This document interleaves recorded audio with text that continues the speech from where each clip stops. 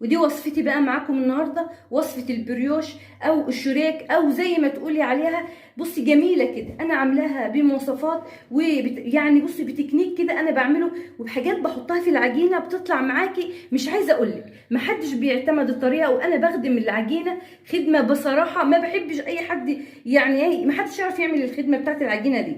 تتخيلي كده انها تطلع ازاي معايا؟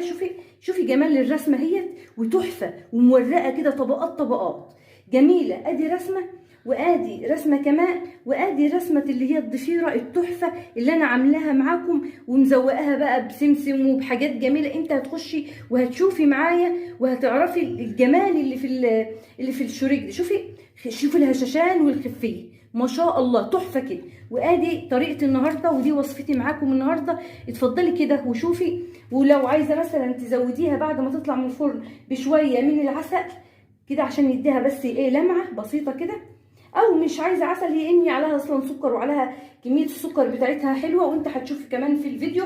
شوفي اهي يا دوبك بس ايه تلميح كده، يعني مش كتير يعني. جميله جميله جميله مع كوبايه شاي. الله على الجمال، الله على الجمال، والله على الحلاوه اللي في الوصفه دي.